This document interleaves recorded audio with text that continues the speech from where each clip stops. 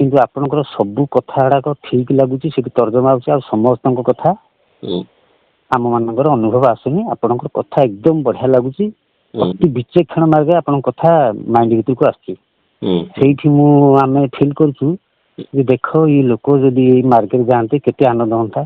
ଏଇ ଯୋଉ ଆମେ ଯେତେବେଳେ ଜନ୍ମ ନେଇଛେ, ଯୋଉ ଆପଣ ଗୋଟେ ଏପିସୋଡରେ କହିଥିଲେ ଯେ ଆମ ମାନଙ୍କର ଯୋଉ ଓଙ୍କାର ତତ୍ଵ ସମସ୍ତଙ୍କ ଭିତରେ ଆସୁଛି, ସେଟା ମଣିଷ ଯେତେବେଳେ ଜାଣିପାରୁନି, ସେଇ ସମୟରେ ଆମ ମାନଙ୍କର ତର୍ଜମା ହଉଛି ଯଦି ଏଇ ଜିନିଷ ସେ ଜାଣିପାରନ୍ତା ଏଇ ଭୁଲ କରନ୍ତାନି।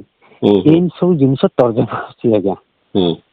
ତ ଗୋଟିଏ ଆମେ ଅନୁଭବ କଲୁ ଯେ ଗୋଟିଏ ଏପିସୋଡରେ ଆପଣ କହିଥିଲେ ସାପ ଏବଂ ବେଙ୍ଗ, ସେଇଠି ଗୋଟେ ଆଲୋଚନାରେ ଆମ ମାଇଣ୍ଡକି ଆସିଲା ଯେ କହିଥିଲେ ସେ କୋଉ ଜନ୍ମରେ କଣ କରିଥିଲା, ସିଏ ସାପ ହେଇକି ଜନ୍ମ ହେଇଛି, ସେ ବେଙ୍ଗ ତାର ଖାଦ୍ୟ, ସିଏ କଣ କରିଥିଲା, ସେ ତାକୁ ଖାଇବ ବୋଲି ଜନ୍ମ ନେଇଛି।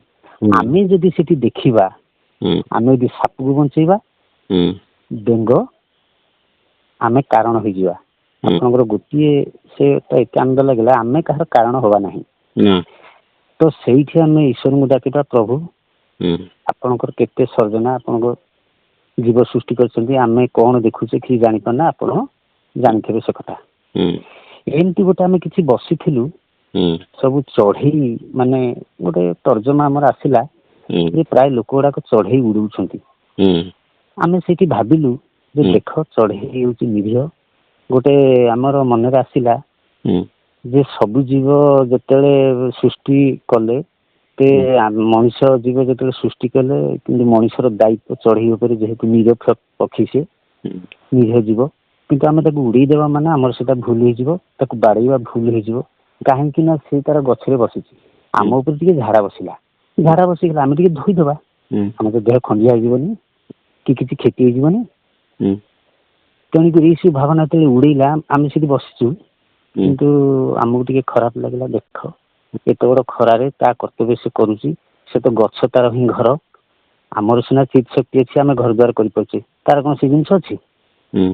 ଆଚ୍ଛା, ଆମଠୁ କେତେ ଦିଟା ସିନିୟର ସେ ଅଛି, ଆମେ ଚାଲିକି ଯାଉଛେ, ଚଢେଇ ଚାଲିକି ଯାଉଛି, ଫିର ବି ଚଢେଇ ଯେତେବେଳେ ଉଡୁଛି, ତେଣୁକରି ଆମଠୁ କେତେ ଉଚ୍ଚାରେ ଅଛି ସେ।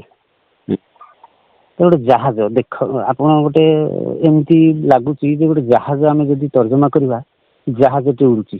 ନା ସେସବୁ କଥା ମତେ କାହିଁ କହୁଛ, କୋଉଥିପାଇଁ? ଆଜ୍ଞା, ମତେ ଏ କଥା କାହିଁ କହୁଛ, କଣ କାରଣ, କଣ କାହିଁ ଫୋନ କରୁଛ କୁହ?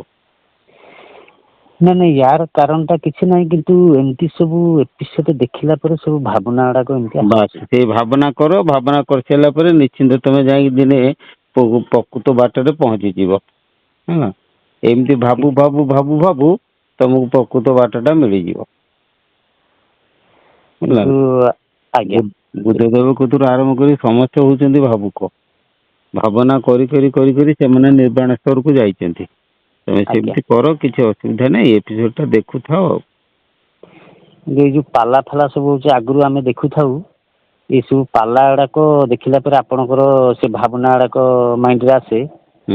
ଯୋଉମାନେ ପାଲା ଗାଉଛନ୍ତି, ଆପଣଙ୍କର ଗୋଟିଏ ଭଲ ବାର୍ତ୍ତାଟେ ଆପଣ ଦେଇକିରି କରିଛନ୍ତି ଯେ ଆମେ ସମସ୍ତେ ବର୍ତ୍ତମାନ ସମସ୍ତଙ୍କ କଥା ରଖିକିରି ଆମେ ଆଗକୁ ଯିବା। ତାପରେ ବିଜ୍ଞାନ ଭିତ୍ତିକ କଥା ରଖିକିରି ଆମେ ଆଗକୁ ଯିବା। ପାଲାରେ ଗୋଟେ ଏମିତି ଭାବନା ଆସୁଛି, ପାଲାରେ ବି ମନ ଟିକେ ଆମର ଲାଗୁନାହିଁ, ଫଟୋ ବି ନାହିଁ। ଆପଣଙ୍କର କଥା ଆମ ମନ ଭିତରକୁ ଆସୁଛି ଯେ ନାଇଁ, ବର୍ତ୍ତମାନ ତର୍ଜମା ହଉଛି ଯେ ନାଇଁ ପାଲାଟା ଇଏ ହଉଛି। ଯେମିତି ଗୋଟେ ପାଲା ହଉଛି କଣ ନା, ଜଣେ ପାଲା ଗାଇଲେ ତାଙ୍କୁ ସମର୍ଥନ କଲେନି, ଆଉ ଜଣେ କଣ କରୁଛନ୍ତି ନା ତାଙ୍କର ସେସବୁ କଥା ମତେ ଭଲ ଲାଗୁନାହିଁ। ଗୋଟେ କଥା ଶୁଣ, ସେସବୁ କଥା ଗୁଡା ତମେ ବୁଝ, ତମେ କର, ମତେ କାହିଁ କହୁଛ ସେଗୁଡା? ଆଜ୍ଞା ଆଜ୍ଞା ଆଜ୍ଞା, ତମେ ଯୋଉ ପାଲା ମାଲା ହେନ ତେନ ଯୋଉ କଥା କହୁଛ, ସେଗୁଡା ସବୁ ତମେ ବୁଝ, ତମେ କର, ମତେ କାହିଁ ବୁଝଉଛ? କଣ ବୁଝିଲ ନା? ମୋ ପାଖରୁ କଣ ତମେ ଆଶା କରୁଛ କୁହ, ପ୍ରଶ୍ନ ପଚାର, ମୁଁ କଣ ଉତ୍ତର ଦେବି। ଆଉ ତମେ ତମର ଯୋଉ ଗୁଡାକ କହୁଛ, ସେଗୁଡାକ ତମ ଭାଇ ମାନଙ୍କ ପାଖରେ ବସିକି ସବୁ କଥାବାର୍ତ୍ତା କର, ବିଚାର କର। ବିଚାର କଲେ ତମ ମାନଙ୍କର ସେ ସବୁ ଖୋଲିବ। ଏଠି ମୋ ପାଖରେ କହି କିଛି ଲାଭ ନାହିଁ ହେଲା। ତମେ ସେଗୁଡା ଆମ ଏପିସୋଡ ଦେଖ, ଏପିସୋଡ ଦେଖି ସାରିକି ଯୋଉଗୁଡା ଦରକାର ମତେ କହିବ। ମୁଁ ବ୍ୟସ୍ତ ଅଛି ବର୍ତ୍ତମାନ, ଶୁଣ, ମୁଁ ବ୍ୟସ୍ତ ଅଛି, ପଛରେ କଥା ହବା। ଆଜ୍ଞା ଆଜ୍ଞା।